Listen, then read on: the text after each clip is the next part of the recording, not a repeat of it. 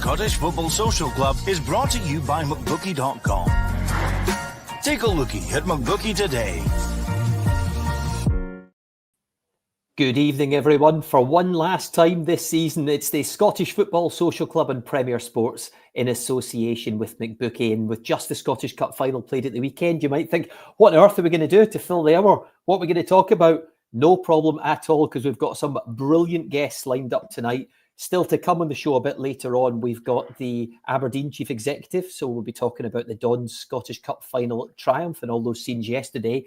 Michael and Alan here, as always. Constance on Monday night, just about absolute perfect record throughout the whole season. And delighted to tell you, we've got the new Hearts manager on the show as well tonight. Dialing in from his holiday, of all places, Derek McInnes is waiting to speak to you. There he is. Derek, great to see you. Thanks so much for coming on tonight, because I'm imagining you just want a bit of peace now, don't you?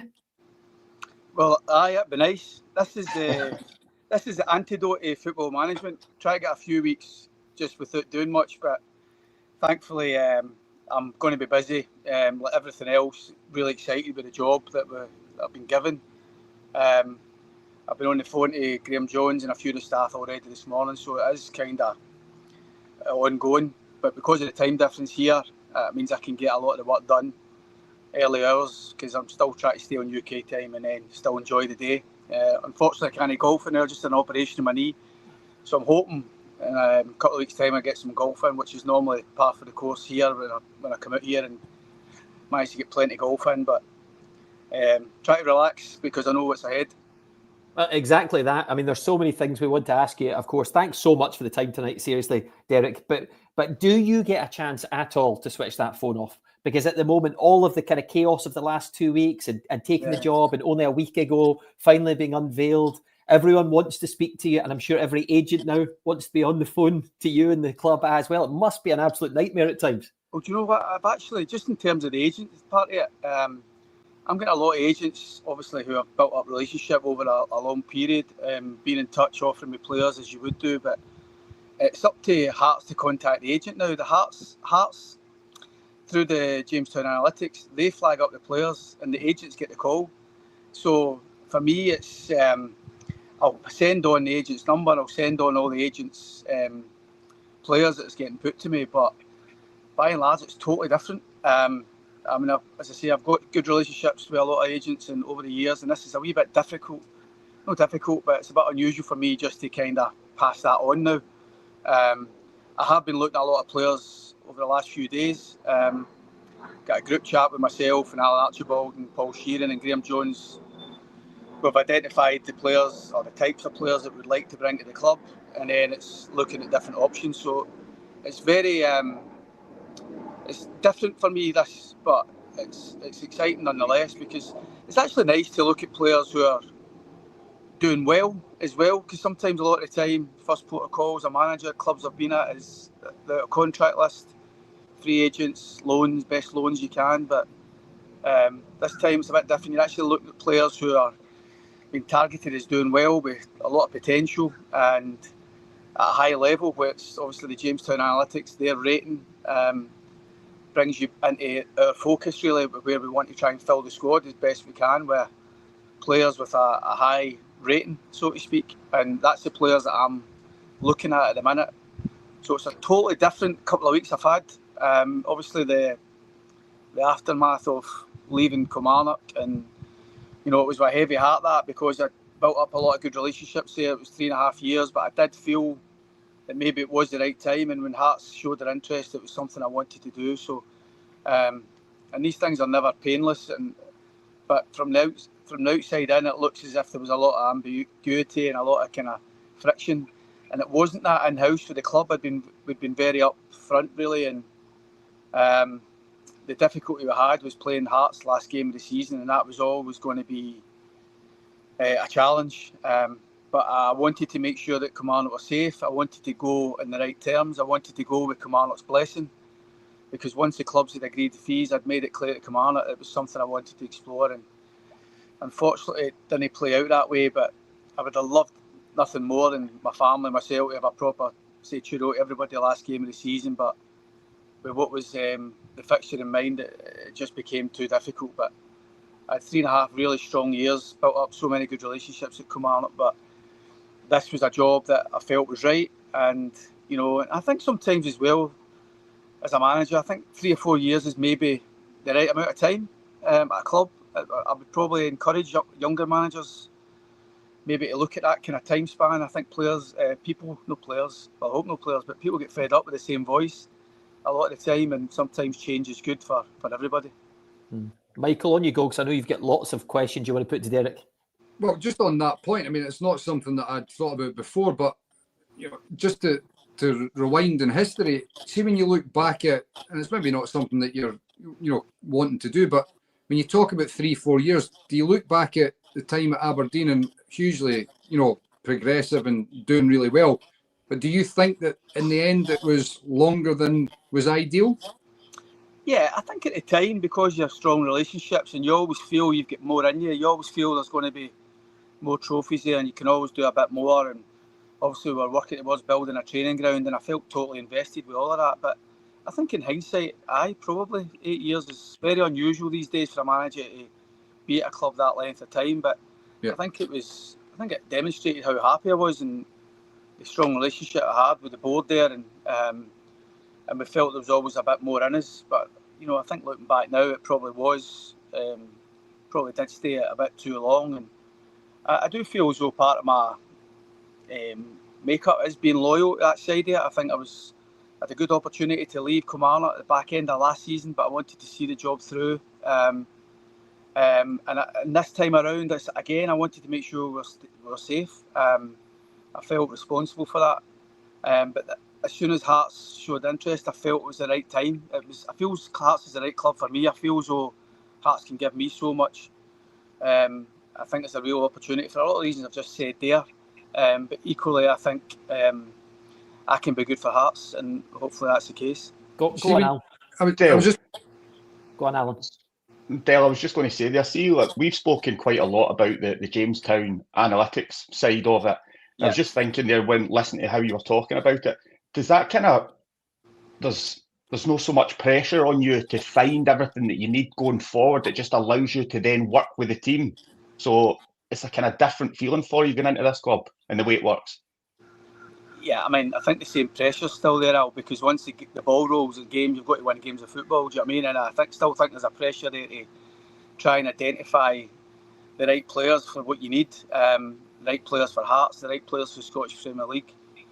Jamestown Analytics and Graham Jones and the recruitment team will help me build the squad, but it's important that I build the team, and it's important that it's players we're dealing with here. And I think we've got so many benefits. I think you've got a lot of benefits at Hearts, the kind of bigger budget and the infrastructure, the training ground, the stadium, the great fan base. It's quite unique in that sense, and Capital City, Derek. Capital City. Exactly. There's loads going for it. I mean, I think once you get it, there should be, when you're trying to sign players, it should be a lot. There's a big sell when any time you try to sell a player, but we've got a lot going for us at Hearts. But ultimately, it's only a lot going for it. It's only advantages if you work right and you use it right and you demonstrate it. Not just because you've got a Hearts badge on your strip doesn't mean you see any guarantees to win the games of football. You're going to have to work harder than your opponents at every given day. You're going to have to work harder as a club to try and recruit better. And every signing, there's an element of risk. There's 100% that. No signing is without risk. But I do think with the Jamestown Analytics, I think it limits the risk. I think it's really focused and really strategic in what you want. I've been pretty clear on the few positions that I think we really need to kind of zone in on and try to kind of identify. And thankfully, those options are already coming through, and it's my job, the staff's job, the club's job, really to try and get the best ones that we can find. Are you excited, Derek, about some of those sort of the players that you've just mentioned there that is coming back from the analytics then, the ones you've already obviously looked at in the last few days? Are they really exciting sort of targets that the Hearts fans will be tuning in tonight and desperate to know? Yeah, I mean, there is, absolutely. I think a lot of the time, my recruitment team at previous clubs and myself, you're sifting through so much footage of recommendations because you're always scared in case you miss out on somebody. And these agents are contacting other clubs and you don't want any other club to gain that little bit of advantage on you. And a lot of time at clubs, we're all kind of fishing in the same pond. But so you watch and you watch and you watch, and a lot of time you're watching, it's a waste of time. You quickly make your mind up and you move on. But a lot with this whole system, a lot of that's all been done for you, and you're actually getting good options. You know, a lot of the options we've had so far, well, a lot of them aren't quite exactly what I'm looking for. They're pretty close. Do you know what I mean? It's not as if it's like they're miles away from it, and some randoms, and that's the kind of bit that you're saving a lot of your time on. And any manager will tell you the same thing. That sort of time challenges on looking at time and time again, looking at players, looking at different options that are put to you. It drains you a lot of time. Looking at players that are clearly just no fit for purpose, but you look anyway because it's our job to look. Two things, Derek, I was wanting to ask is, first of all, what positions are that you feel are key to adding to the team? And second of all, are there things that or players that Jamestown Analytics are throwing up that you perhaps already had in mind, or is it a complete left field that you're being presented with? No, there's some players I'm aware of. Yeah, other players that I haven't been aware of, but you shouldn't get a quick handle on them. So, yeah, there is key types of players. I think the Hearts squad at the minute, the squad that I'm inheriting, I think there's a lot of good players. I think it's quite overloaded in certain areas, but there's a lot of good players there, and I'm looking forward to getting working with the boys and getting started with that. And there's a lot of players that I think I've got a good handle on and what they can offer. But there's also players I'm pretty sure that once you get to work with them a bit closer, you get the benefits of that as well. Maybe some will surprise you. But I do feel it's my job. Like every manager, you're always looking for certain things when you assess the squad. And you've got to look at maybe one or two that are leaving as well, potentially. And you always try to get ahead of the game with that. So, yeah, I think we need forward options. I certainly think we need wider options. I think we need maybe different type of midfielder. And those are the kind of key positions that we're really looking at. But a lot more kind of pace in the wider areas. Players are happy holding the touchline. Players are happy 1v1. I do think like 8 or 9 teams will come to Tynecastle and try and sit in and frustrate. And there's others that will take you on and the game becomes a bit more open anyway. But I do think we've got to be able to have players who are happy to take on tight defences and try and unlock teams. And I do think that having the best wide players and good wide options is going to be key for us. Phil, have you had an opportunity to speak to Lawrence Shankland at all? I did. Yeah, I did. What's your follow-up, Alan? That's it. You're not kidding me anymore. Well, I'm due to speak to him again tomorrow, and I've made it clear I would like to work with Lawrence, but obviously, it's not just me selling how I see him and the advantages of staying at Hearts. I think there's clear advantages for Lawrence to stay at Hearts.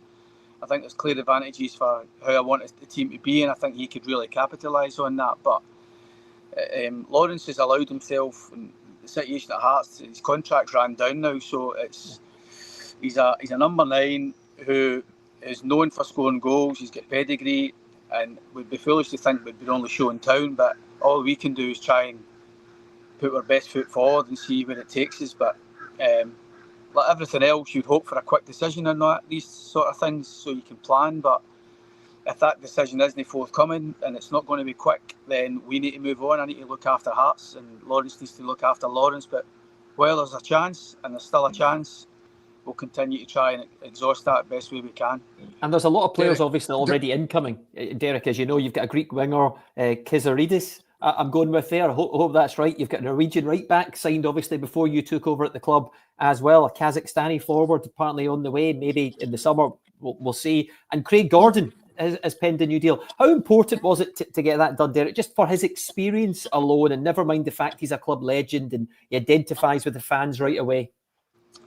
Yeah, I mean, obviously the two key players that were out of contract, Lawrence and Craig, both Scottish internationalists, both have a good pedigree, both have got a role to play clearly. So obviously Craig was quite straightforward in getting done, and I think it's good business to get him done. And obviously he's still got so many qualities. He's still Scotland's number 1. he's battling a wee bit of an injury at the minute, so hopefully he can overcome that in terms for pre-season. Lawrence is another one, and the guys that you mentioned, yep, obviously I've seen a couple of these guys were signed before I came in, but I've seen plenty of footage of them since, and I think they'll be good additions. I think we've recruited well with all these lads, and there's still a lot of ongoing work. I want to phone to Graham last few days. The work's ongoing, to be honest. Derek, I just wanted to touch on the Lawrence situation, and obviously you talking about scheduled to speak to them tomorrow, and if it's not quick and forthcoming, then obviously the club need to look elsewhere. I'm sure Graham Jones had obviously mentioned before as well that there is an element of there's a time constraint on that. Is there a point at which you say no more, or is it open-ended in regards to he's a guy that you want and you'll wait? No, I would like to be patient with that, but it's when you're in a new manager in the door, you want to try and put your squad together as quickly as possible. We're probably just 5 weeks away from League Cup games, and I'd like everything else to get my squad as strong as we possibly could for the start of those first games proper, but ultimately it's about getting the squad as strong as we can before the window closes. I've never been one for putting deadlines on things. I always think people kind of resist against deadlines. I never think that's the best practice.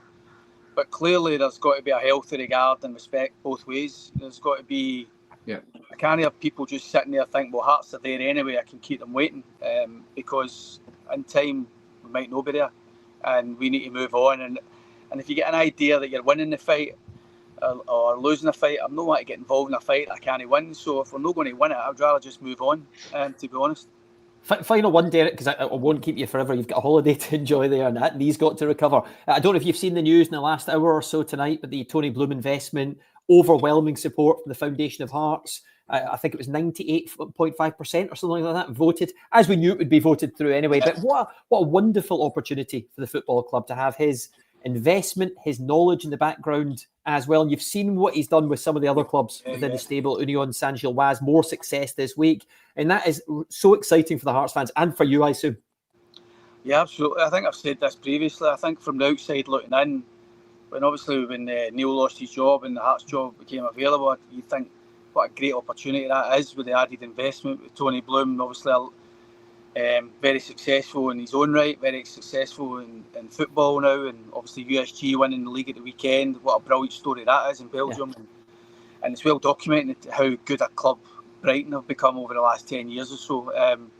And he's been at the heart of that, driving that. So there's obviously, I think when you get Scottish football with something a bit different, there's always a bit of scepticism. But I think there's some real evidence there that it works. You're talking about serious operators, talking about guys who know what they're doing, guys who are putting money into the club, guys who believe that there's a bigger future and a bigger outcome for Hearts. We want to try and be the biggest club we can be, and obviously they've seen the potential in it. And as managers and players, you want to work for clubs like that.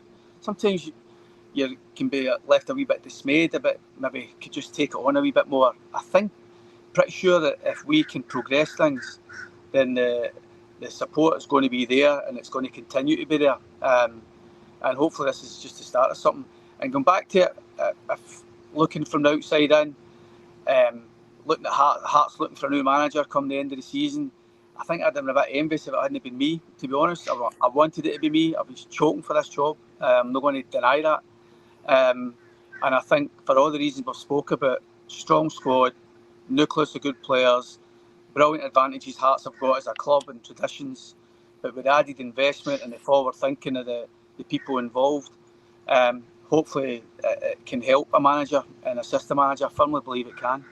Excellent. Derek, thank you so much for coming on the show tonight. The Hearts fans are so excited hearing your words tonight. I guess those excitement levels have just gone up another notch. So we really appreciate your time. Hope the knee's okay. Enjoy the rest of the holiday if you can. We'll see you soon. Thank you so much, Thanks, Derek. Boys. Cheers, man. Cheers. All the best. Bye. Thanks. I spoke so well. Michael, there's so much to talk about. Maybe we can do it later on in the programme. I know you're excited as well as a Jambo, but we've got to bring another guest in now, waiting in the wings. I said we'd get him on about 6:20. I think we're just about on time. The Aberdeen Chief Executive, Alan Burrows, is coming on the show now. And I think my first question is, Alan, Good to see you. But the first question is, how are you after yesterday? There'll be a few sore heads around.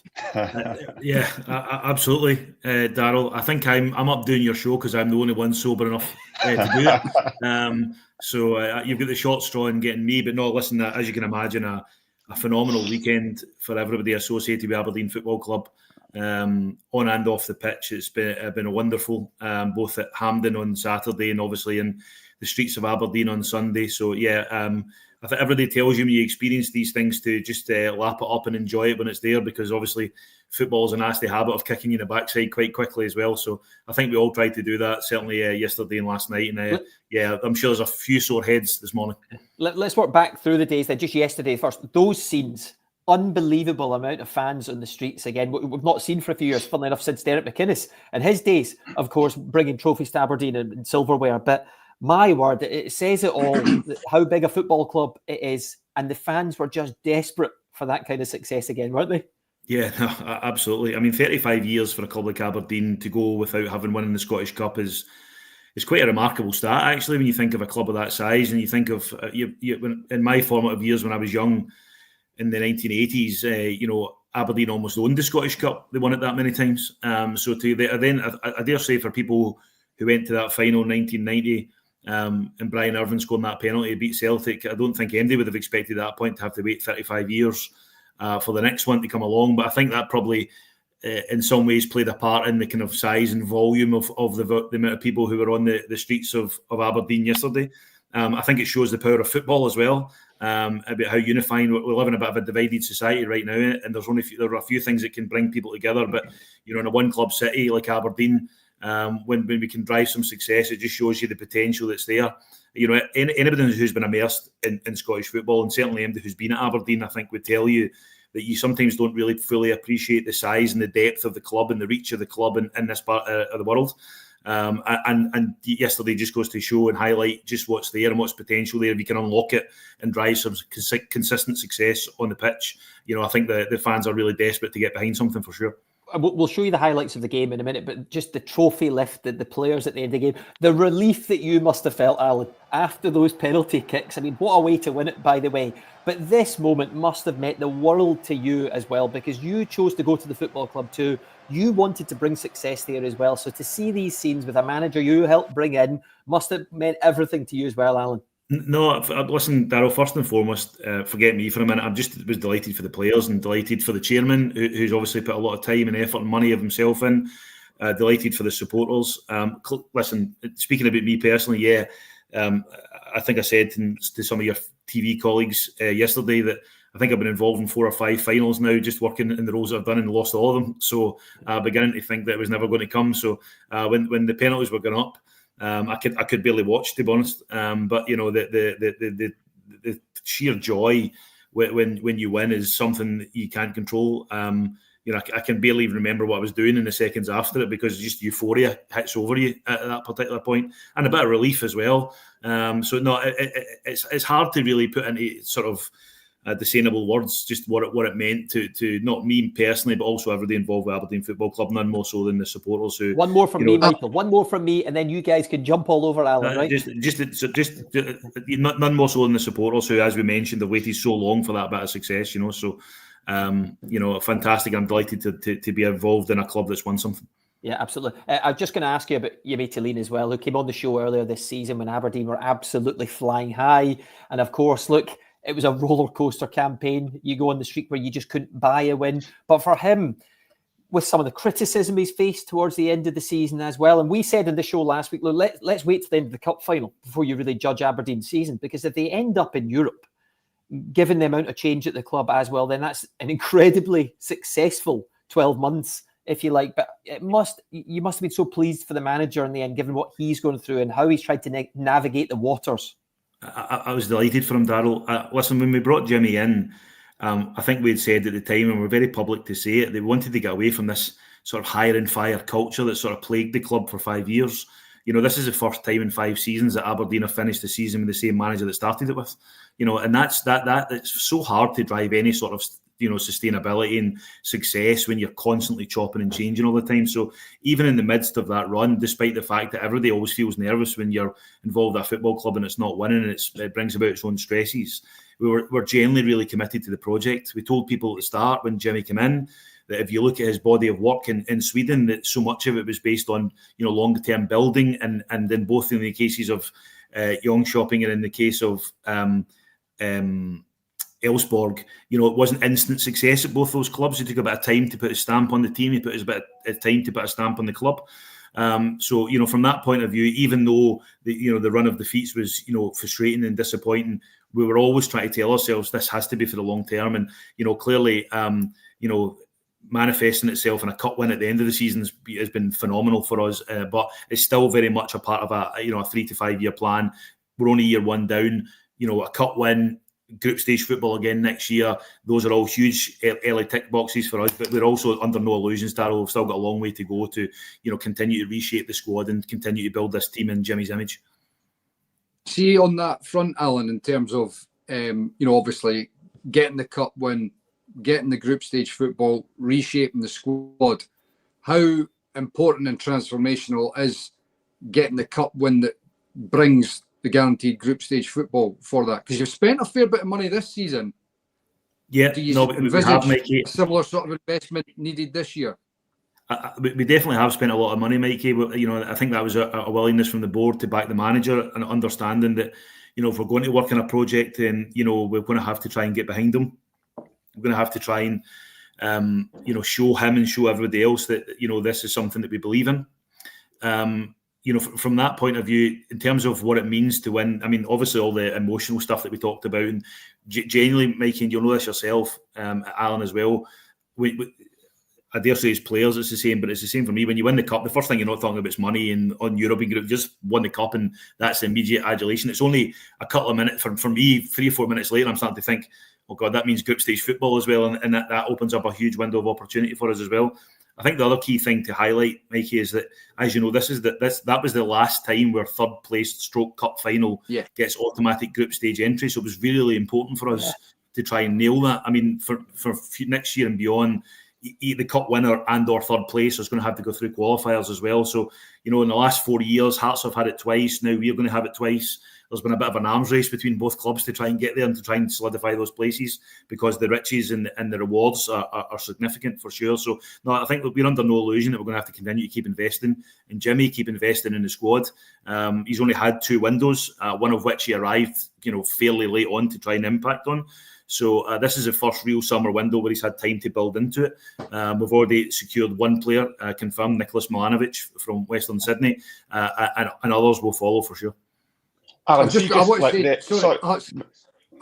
want to say quickly that congratulations, because those celebrations at the end of the game were something else. That's what football's all about. And as much as you look at the performance, the end justifies the means for me.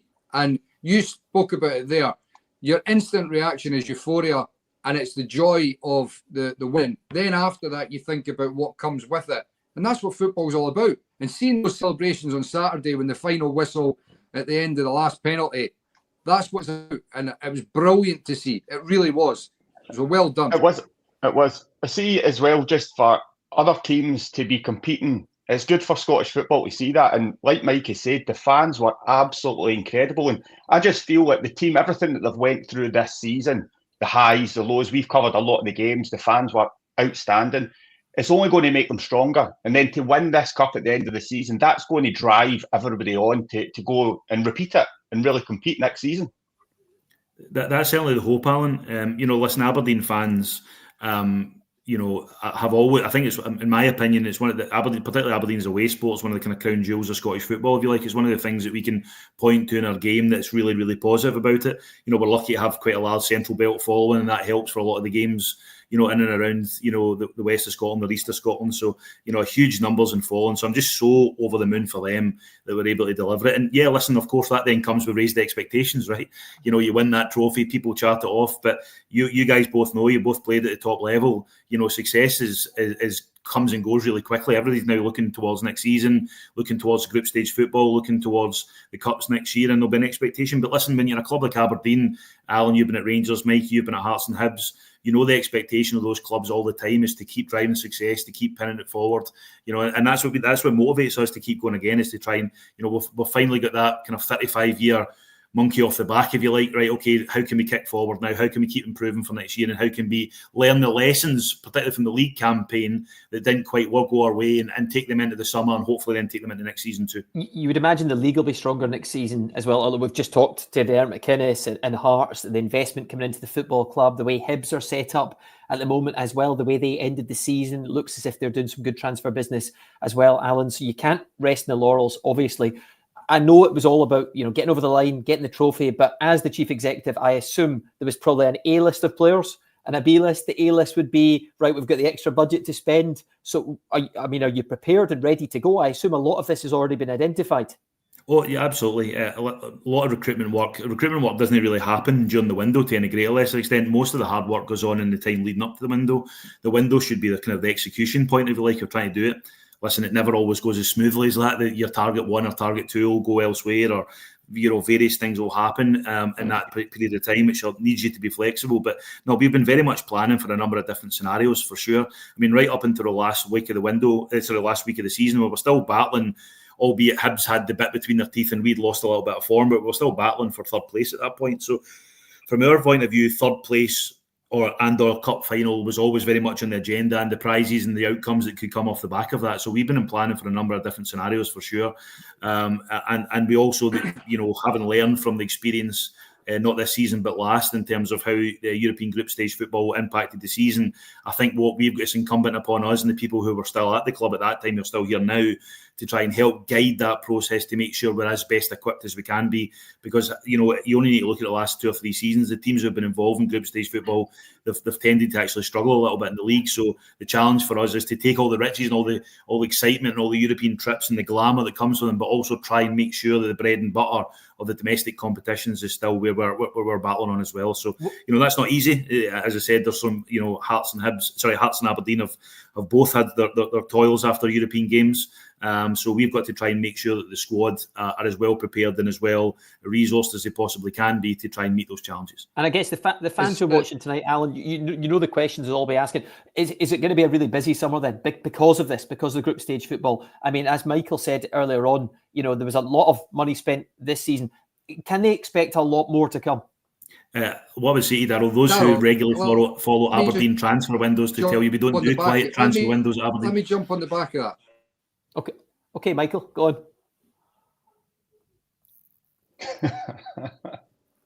Go on, Mikey. I want to jump on the back and say the big one that stands out for me is obviously, does Kevin Nisbet come into that fold as a big?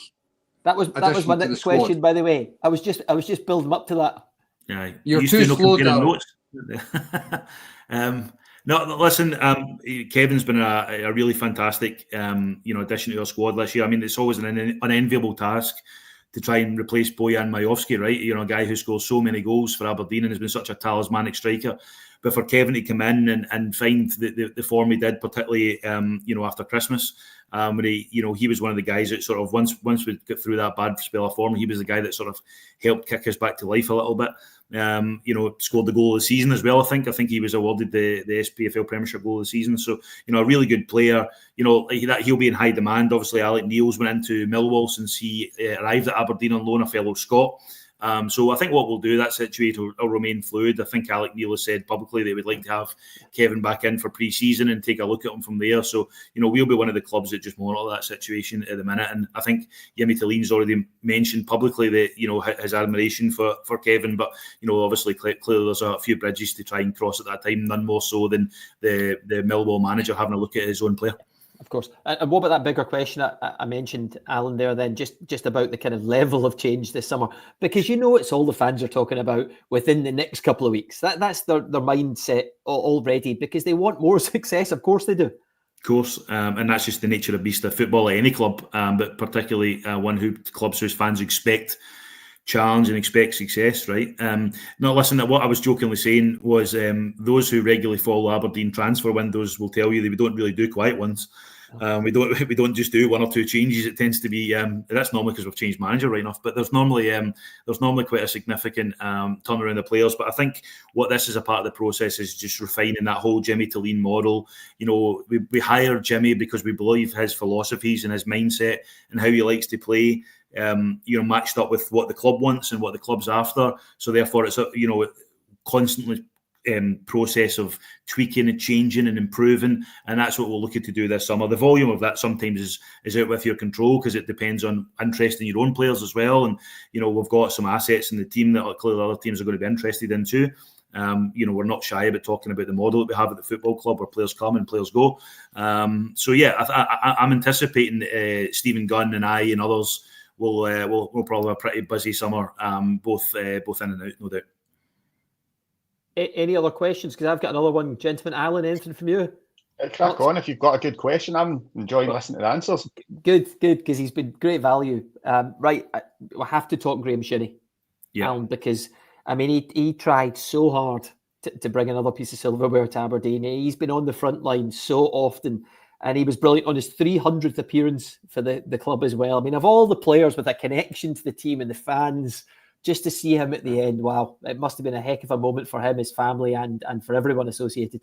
Yeah, listen, I absolutely love Graham Shinnie, both as a guy and as a player and as a leader and a captain. He's just your archetypal player that you want at your football club. He's been there, done it. In the modern game, to get 300 appearances for any club, I know it's in 2 spells, is fantastic and phenomenal. And he's someone that I think can continue to add value to Aberdeen for many, many years to come in a variety of different gauges. He's just that type of player you want about. He's synonymous with Aberdeen. He's synonymous and so familiar with the demands and expectations of the club in the area.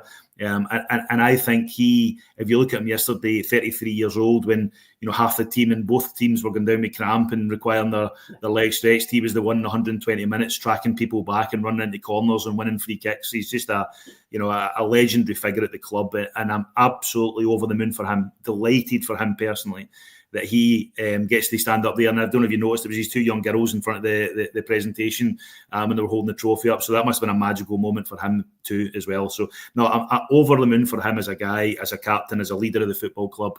And listen, don't write him off as well. There's plenty of life left in those wee legs yet. He can still get about the pitch, no doubt. So he's got a lot to offer Aberdeen on the pitch for sure, just as much as he can continue to offer it off the pitch too.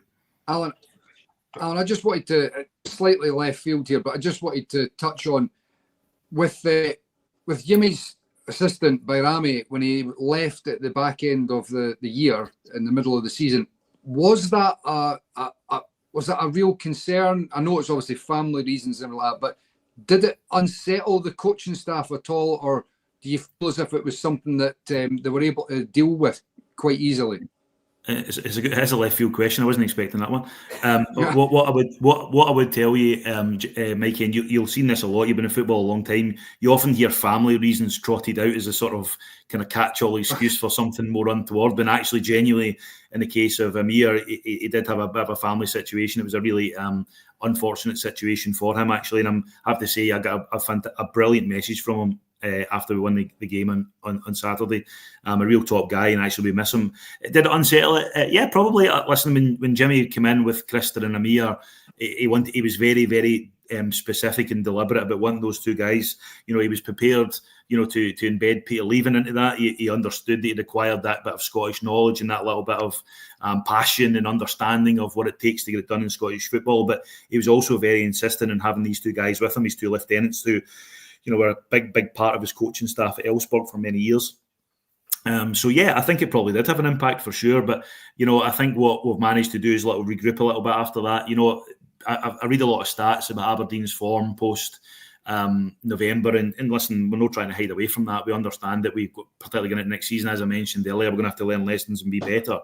But there was also a period up until after we beat Hibs in the first post-split game that I think we'd only lost 1 in 12. So it's been a really bizarre, odd, topsy-turvy season for us to a certain extent. So, I think, with the summer coming and a little bit of settling of that, hopefully with Jimmy with a year under his belt and Krista with a year under his belt as well, that'll set us in good stead for the future season. Really interesting, actually, on Amir there, because we wondered a few months ago, Alan. It's just, when you hit a sticky patch, sometimes, I'm sure the manager wants to turn to his right-hand men to try and, find some answers. And when one's away, one of your trusted allies is away, it can't be easy. So that was actually really interesting to hear. Anyway, listen, we've kept you for 20 minutes, Alan. I was going to show you the highlights. Thanks, You've probably seen them about 4 million times. We'll do that after you've left. Don't worry. Yeah. Thank you so much for keep celebrating, Alan. All the best. I know you've said you've got a list of 9 or 10 players you're about to get signed up, so we'll let you go. We'll let you go and do that. Thanks, guys. Thanks for having me on. So much, see you after. Thank you. Bye, guys. Much appreciated. Yeah. Thank you. Right, listen, we should get into the highlights because, it was just an incredible match for the Aberdeen fans to watch, Alan. You were obviously there as well. Jimmy Tilleen changed the team, changed the setup as well, and they hung in there, didn't they? And they found a way. Yes, it was funny because we were watching me and Mikey were watching the warm-ups and they were doing their little drills, and there was a 4 at one stage and then there was a 3 at others. We were like, is it a 3? Is it a 4? What's he doing? Is he trying to hide it? But they hung in. They had a game plan to frustrate. They put Keskinen through the kind of middle, and I thought he had a quiet game, but I could see what they were trying to do. They were trying to use his pace, but Celtic, loads of possession of the ball. Final third, it just didn't click for them. Even though they got the goal, I thought maybe that could be the end of it. But no, Aberdeen stuck to what they were doing, stuck to the game plan, worked extremely hard. And the changing point for me was when Pape Gay came on. I thought he was really good. I thought he gave him a different focal point. He could get the ball into him. He was turning. He was making things happen. Shayden Morris came on as well, and we know his pace and what he can do. His ball into a dangerous area leads to the goal, Schmeichel's mistake. But as the game wore on, they looked stronger. They looked like they were getting better, and Celtic were maybe running out of ideas. Look, I know they had they had that one for Engels off the post, and Maeda, last kick of the ball, he goes through one-on-one. He has a huge opportunity.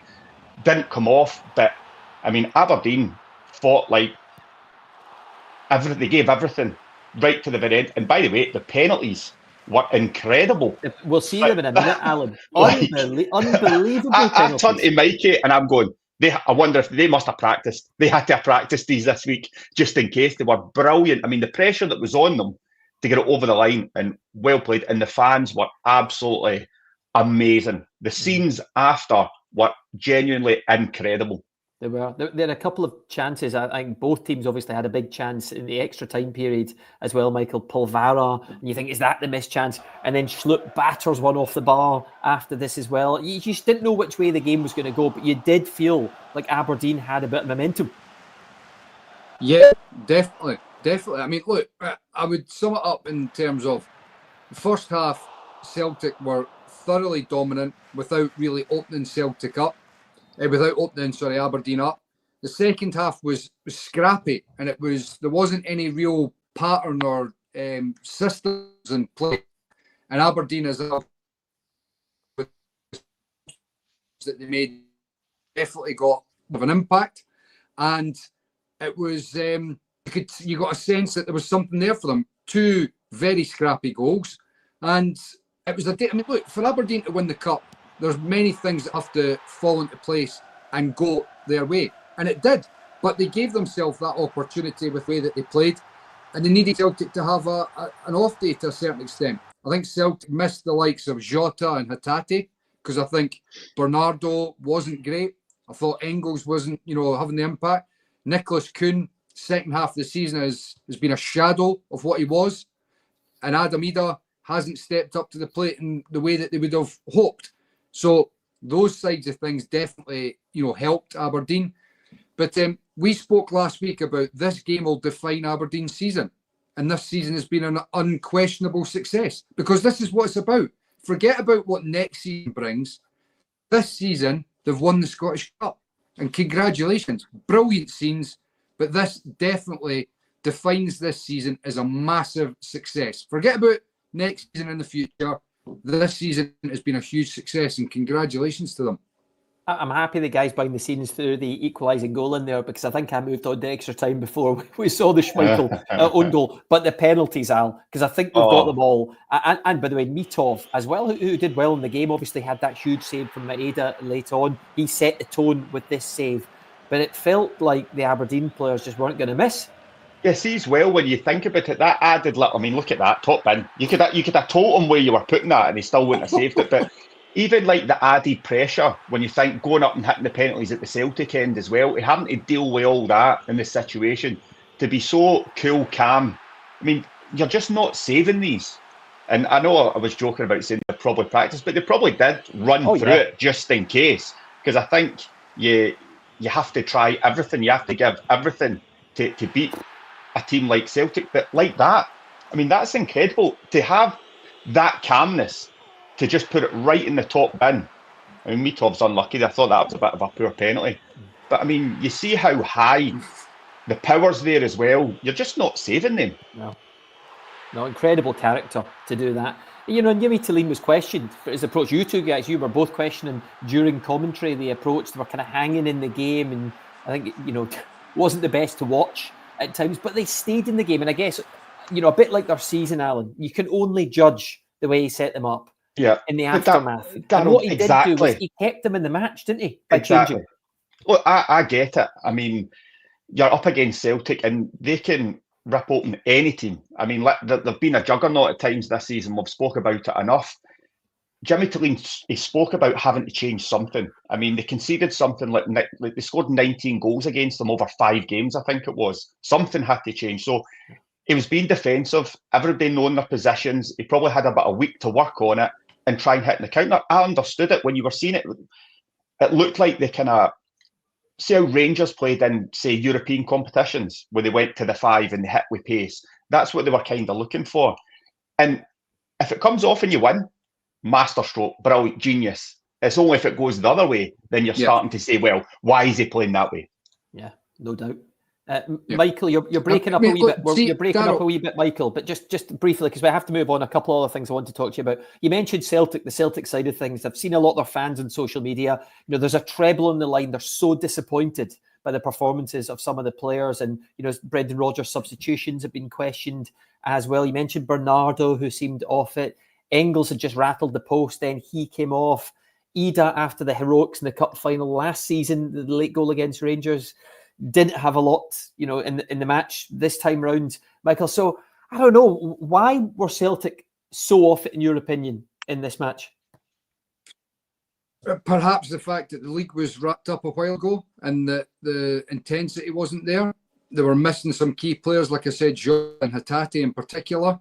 I still find it surprising that Bernardo plays ahead of McCowan. I thought, well, I mean, I said in commentary, I was predicting the 3 subs, but I thought Bernardo would have come off instead of Engels. But I mean, those are all things in hindsight, like I was talking about with regards to the Aberdeen. It's the same with Celtic. You can look and you can criticise and look almost micromanaging what's happened. You know, Brendan Rodgers is a hugely successful manager. He's done incredible things in the past, and I'm sure he will in the future.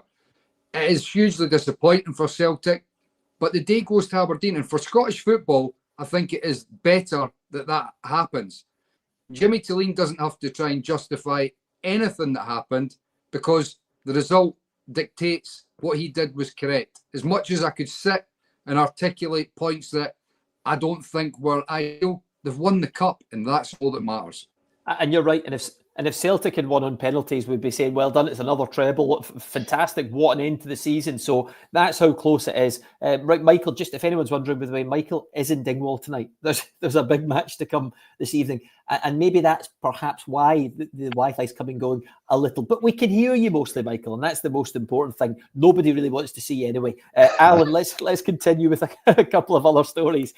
Listen, the Kilmarnock manager situation sorted. Yep. I know you said maybe Tony Docherty to go back there, where he obviously had an affiliation in the past. But Stuart Kettlewell is in. Do you like the appointment, Al?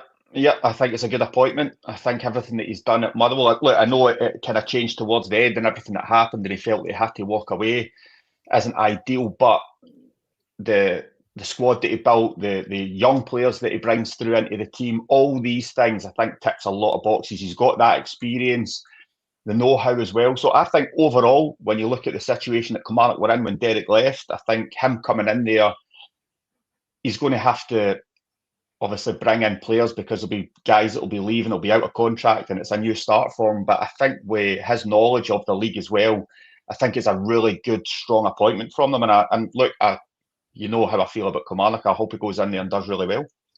I want to fly through a few points, Michael. Motherwell, all of a sudden looking for a manager again as well. Michael Vimmer.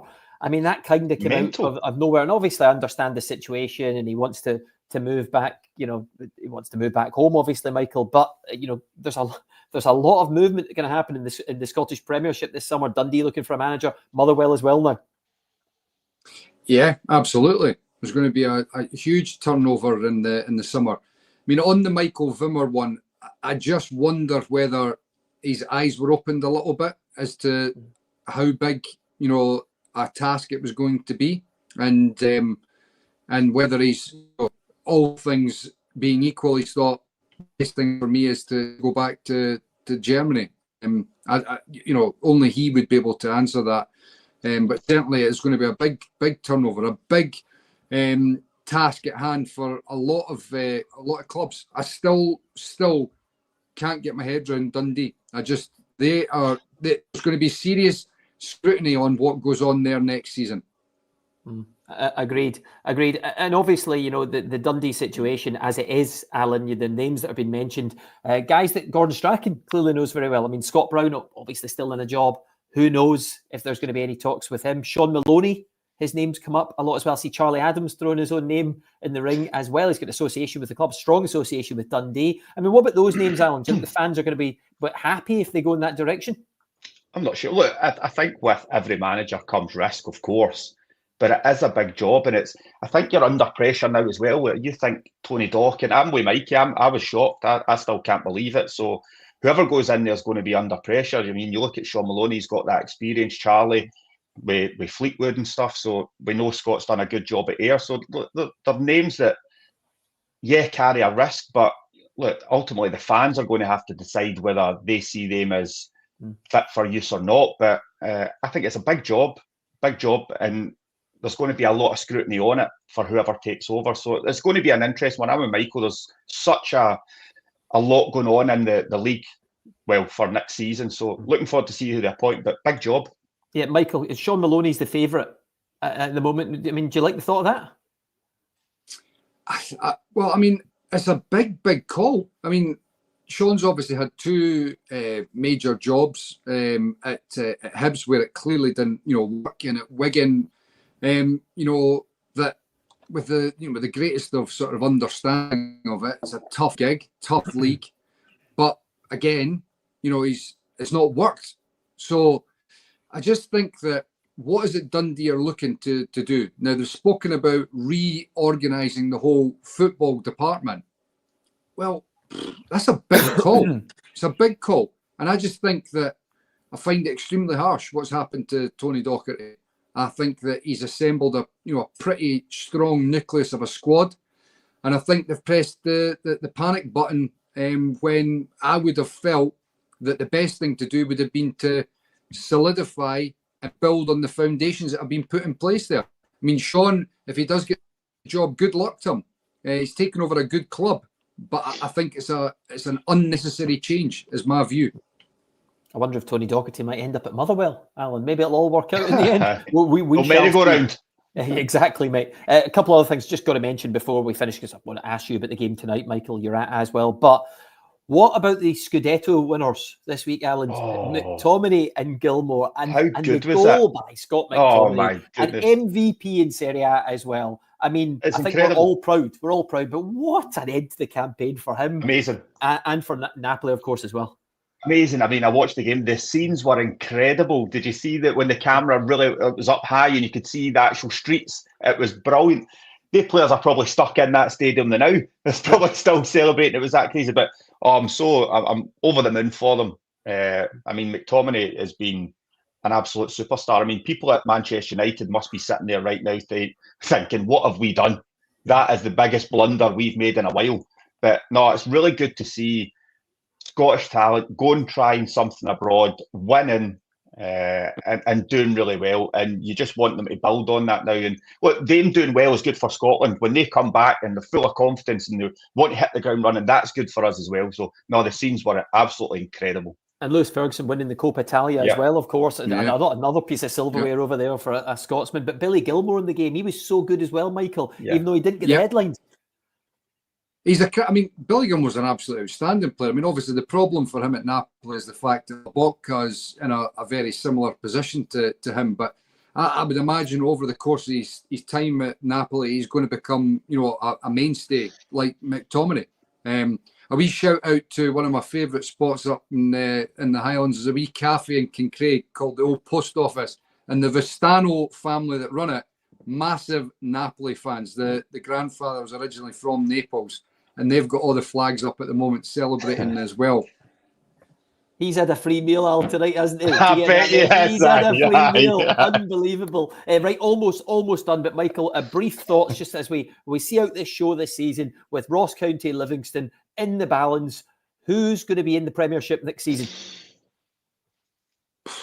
It's a toss of a coin, Darryl. It's a very tough one to call. I've just got a nagging feeling that penalty kick in injury time at Amon Vale is going to play a crucial part here. But, I mean, any result I would not be surprised. And I wouldn't be surprised if this goes the full distance like the cup final. Alan, who's your £5 with McBookie bet on tonight? I'm going with McBookie. I'm going Livingston for me. I think they've got enough. Good blend of team. And I just think that they've got it. Plus, Mikey wants to go. He's going county, so I'm doing the opposite. I think he's on air in about 5 minutes. So he's always late, Darryl. He's always late. Don't worry about it. He'll just run there and start. He'll just get there and he'll just start. Don't worry about it. It's fine. He's been here all season, but only just. Anyway, look, that's the Scottish Football Social Club. Year one done. Alan, enjoyable Monday nights just about with Amazing. Loved it. Loved every minute. Michael, looking forward to season 2? Absolutely. Finally, a man of few words, and he really must be in here in about 3 minutes. Michael, Alan, great to see you all season long. Really enjoyed it. Nice for me as well to be back doing some broadcasting too. We will be back next season. We shall see you then. Bye for now. Thank you for watching. The Scottish Football Social Club is brought to you by McBookie.com. Take a lookie at McBookie today.